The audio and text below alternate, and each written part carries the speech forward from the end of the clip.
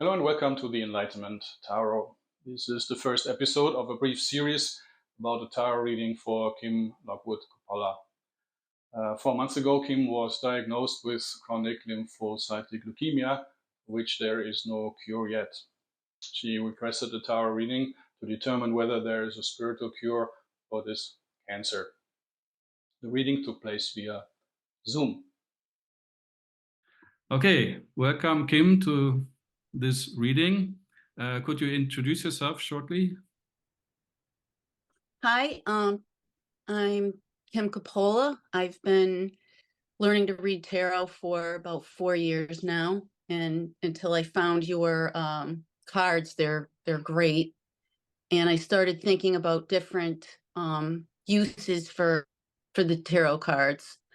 I recently was diagnosed with chronic leukemia, and I just feel as though there must, I'm just wondering about the spiritual reasons for something like this, or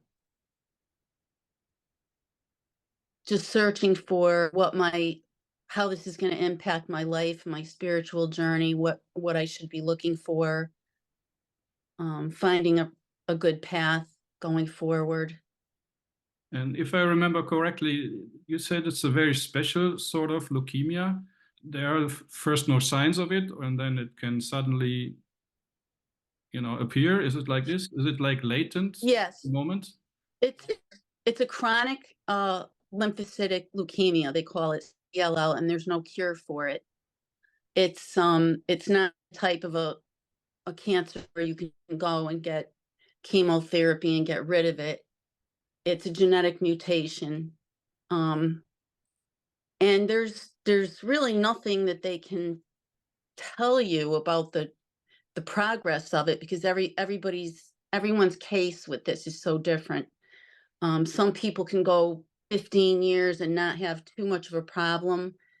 Some people, it can mutate into even different problems. There's just, you don't really know where you're going with it. You're in limbo. You go every 3 months and you get your blood work checked to see what's happening, and you just never know. It's like you're going from every 3 months appointment, and And at the moment you're fine. It's difficult.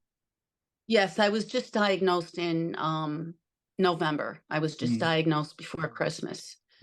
So I'm still in the point of just trying to process it and learn about the disease. It's a lot more common than I realized, and it is a struggle. I'm in a support group and seeing how a lot of other folks with it have, which way it's turned for them, and it's always on your mind, and I'm trying not to be, negative or think negative, and because that can affect how things progress. So just kind of in limbo, actually, and that's generally how I'm seeing that other people with it also feel, just in limbo. You really don't know from day to day. It's a different way of looking at your life, really. You're going along and you think you have control of things, and there's no way to figure it out. There's no way to read what to do. There's just, you're in limbo. Not transparent. You don't know what will happen when. So this uncertainty, exactly, I suppose, is the worst part of it, that you have no idea when what happens. Yes, to me, that would be the worst. Exactly. It is. It is the no control, unknown, quite a learning experience in life. Okay. So shall we do the reading and see what the cards say? Yes, I'd love to. Okay, so we know your question now. Actually, I should not know the question, but because you already told me before, we have to live with it. The problem with me knowing the question is that the opinion of my ego may get in the way. So I try to be as egoless as possible. Oh, the significator. We need to define the tarot card that represents you. So what is your zodiac? I'm Pisces. Pisces. Okay, that means it's a watery sign. So your significator will be the Queen of Cups. So we will now. Sorry? Oh, okay. No, I was just going to say I'm a Pisces ascending and a Pisces Mercury. So. Okay. No, but it's also your sun sign. Yes. Yeah. Sun sign, ascending, and Mercury. Yep. 3. Yep. Okay. So very strong water influence, which is an imbalance, I would say. So that could be already a little hint where the problem lies. So I will now, usually the querent should cut the cards, but because you can't, I will do it in your case. So I will now cut 4 stacks.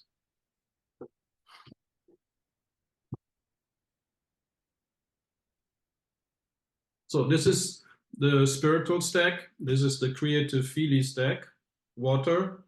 This is the intellectual stack. And this is the bodily stack. So these are the 4 levels of human expression. And now we will look where the significator ended up in. And there you are, right on the first card. Oh my God. Yeah. Sometimes a little spectacular thing happens during reading, like finding the significator on top of the spiritual stack. What are the odds? Usually I don't read too much into such incidents, but in this case I believe it was significant. I had doubts doing the tarot reading via Zoom and knowing the querent's question. That the significator showed up as the first card in the spiritual stack kind of assured me that this reading is valid. So we will discard the other cards, and we can conclude that the causes of your illness indeed may reside on the spiritual level. This is what these cards indicate. Any questions to that? It's very odd that it came right up, isn't it? Yeah. Significant. Yeah, looks a bit significant. Yeah.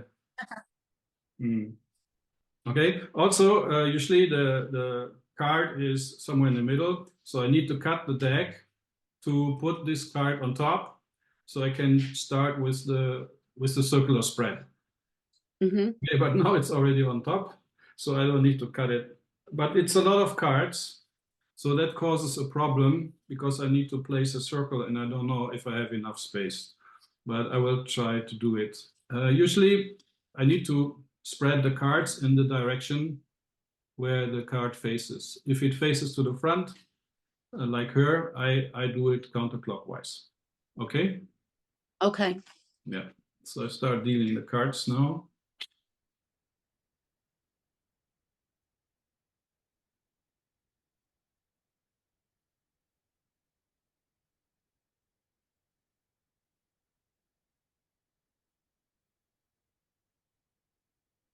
Oh, it's a lot of cards. I don't have space. This is the spread. It's quite a big spread. And we have one blank card. That's because of it's a prototype and this card wasn't printed. So it's the cycle card. I will replace it with a hand painted card. Okay. So the next step is we will do a count, and the count starts with the queen, and the queen counts 4. So we'll count from the queen 1, 2, 3, 4. So the next card that's important is the 4 of Wands. So we will now, with this counting, we will identify the most important cards in the spread. So we will count 1, 2, 3, 4 until we're at the 4 of Wands, which counts 4. So I count again, 1, 2, 3, 4, which is reason or the Emperor. The Emperor has a count of 12 because it's a zodiac card. So it's 1, 2, 3, 4, 5, 6, 7, 8, 9, 10, 11, 12, which gets us to the Hermit. The Hermit is also a zodiac card, Virgo, which counts 12 again. So 1, 2, 3, 4, 5, 6, 7, 8, 9, 10, 11, 12, which gets us to the 3 of Swords. Oh, I don't like that. Why not? 3 of Swords. Okay, the sword cards are intellectual cards. So they're usually the cards that indicate how to solve a problem. And its title is Understanding, and it's auspicious. So there's nothing to worry about. Okay. Okay, so the 3 of Swords counts 3. So that's 1, 2, 3. And we are back at your significator. When we end up in a card that was already counted, the counting stops. Most of the time, a count goes around the spread circle 2 or 3 times before it ends. In this case, the count made only 1 round and ended up at the significator. Something like this is rare too, and I believe significant in this case. It gives special importance to the cards that the count highlighted. How many important cards? The 4 of Wands, the Emperor, Reason, Attainment, and Understanding. These are the most important cards that relate to your issue on the spiritual level. Okay, so now usually I should pair the cards on the table, but because of the lack of space, I cannot do that. So, but I need to identify if on the bottom the significator faces 1 or 2 cards. Yeah, if it's 2 cards, it's not very significant. But if it faces 1 card, this will be the main opposing force. The card that lies opposite to the significator is the main opposing or complementary power of consciousness. That the cycle card is auspicious indicates that it is complementary. Adversity, in this case the chronic lymphocytic leukemia, is the result of inner weaknesses. Cultivating the power of consciousness of the cycle card may help Kim overcome his respective weakness, which may slow down or even dissolve the cancer. Okay, so let me identify that card. The Wheel of Fortune. So let's read the important cards one by one. Maybe we begin with the Wheel of Fortune or cycles. You know, on the spiritual level where we are right now, on the spiritual level of human expression, Wheel of Fortunes stands for spiritual cycles. Your illness may be an ordeal you have to go through in order to spiritually advance. And to be honest, the threat of death pushes really people to open their eyes towards, what is beyond this life? Am I just a Homo sapiens, and if I die, I'm gone? Or is there actually something beyond death? So death is a very good teacher. Yeah? It's a very good time manager. So when the death looms over a person, that person will really think, okay, what do I still want to do while I'm still alive? And it also forces the person to look beyond just eating, sleeping, and working. It also stands for aligning with the cosmic cycles. Yeah, it stands for the zodiac, the tides of the cosmic forces. The fortune part of this card pertains to aligning ourselves with the cycles of the cosmos and with earthly energies. Have you ever heard of Feng Shui? Feng Shui? Feng Shui, sorry. Yeah. Yeah, Yes, so, I have. Yeah, so Feng Shui turned the Wheel of Fortune into an art.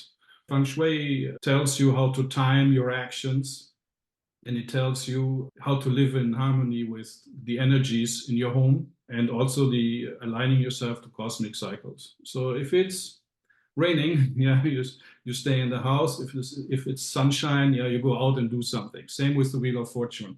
If there is something weighing you down, like your illness, maybe it's time to look inside. But if it's a good time, it's maybe time to enjoy your life and go out and do something. So you need to consider that. What kind of time are you in right now in your life and in general? I would definitely consult Feng Shui expert concerning your home. You're retired. Before you worked until when did you retire? I retired about 7 years ago. 7 years ago. Mm-hmm. So since 7 years, you more or less stay at home. Yeah, I was a nurse I'm a nurse, and I started an Etsy shop. I do a lot of artwork with shells and different things, and that's what I've been doing, artwork. And I live near the water, so I have, I go down and collect things for art. Unfortunately, Zoom cut off the meeting at this point. In the next episode, we will discuss the 5 cards highlighted by the Count. These are the 4 of Wands, the Emperor or Reason, the Wheel of Fortune or Cycles, and the Hermit or Attention card, and the 3 of Swords. Thank you for watching this episode of the Enlightenment Tarot. Please help to spread the light with a like and a share, and don't forget to subscribe. Love and light.